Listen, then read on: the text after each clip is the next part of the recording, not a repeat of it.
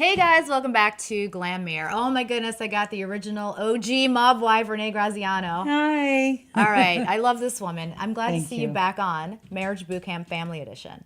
Yes, it was amazing. It was amazing and so different from Mob Wives. Yeah. Plus, I got to bring my sisters with me. Okay, so you've done Marriage Bootcamp couples. Now you Correct. got the Family Edition and you're on with your sisters. Correct.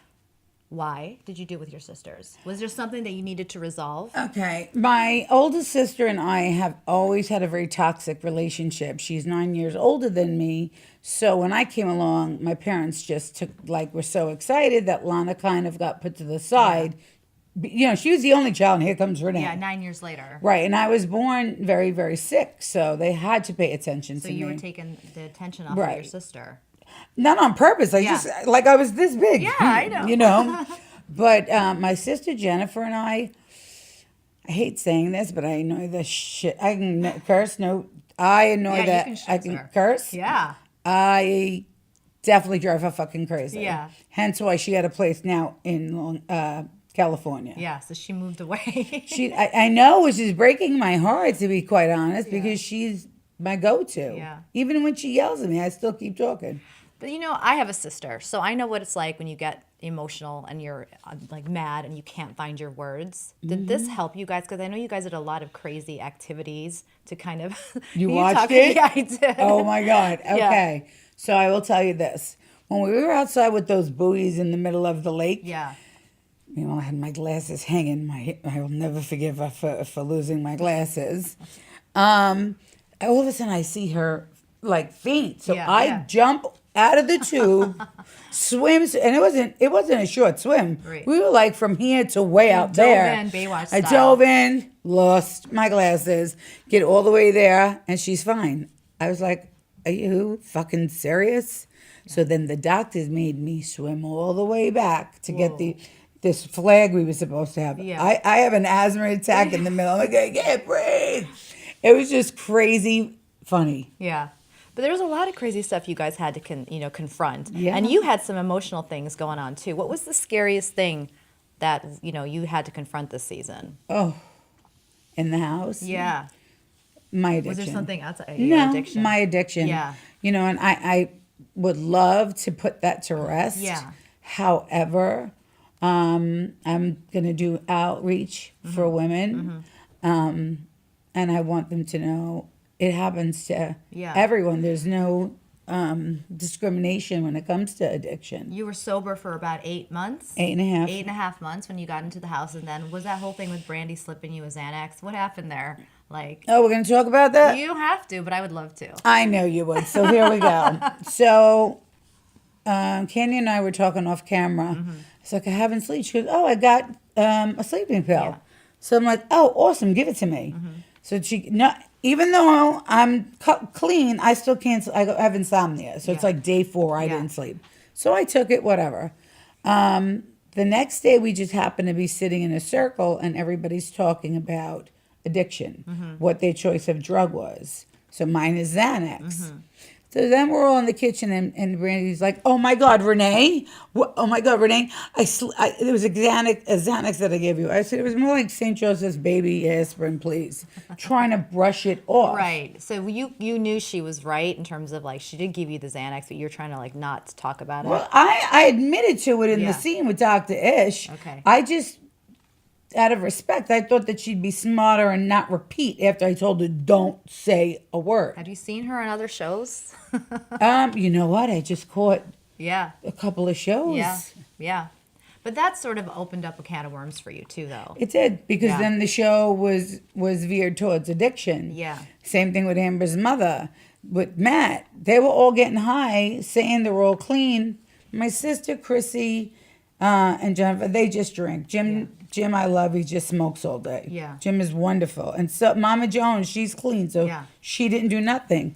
But it's really hard to put myself in a situation with those people that are, but not those people, but people that are still doing. It was geared towards that. They know exactly who they picked, and if you realized it, everyone in that room had an addiction. Yeah. And so now because of that, you've had to show that part of you. And what are you doing now after the show and to help move forward? I'm clean. Good. I'm clean. And I just told the Post, I just want to help women. Yeah. I just want to speak to them, women in prison, outreach work. Yeah. Especially women in prison that are coming home. Yeah. I'm a domestic violence survivor, and You're a survivor of a lot of things. yeah, no, You are. I really am.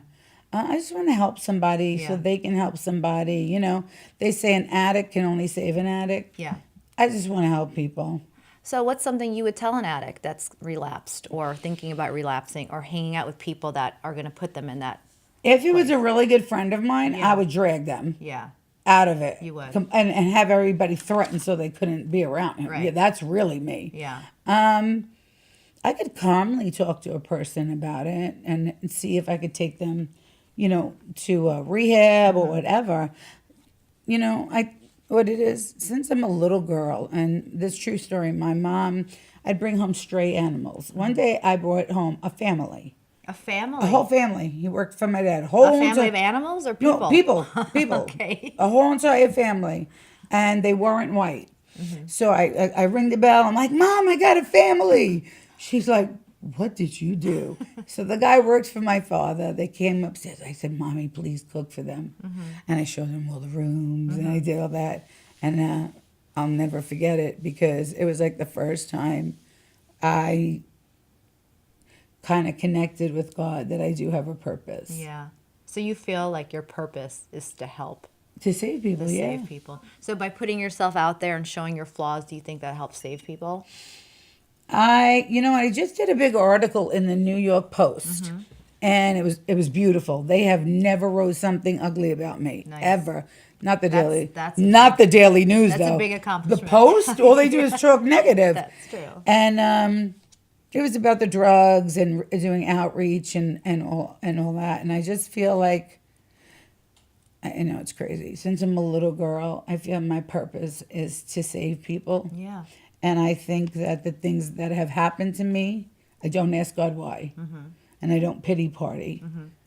It's because I can now go to speak to other women about domestic violence, about rape. Like, these are real issues for Yeah. me. Yeah.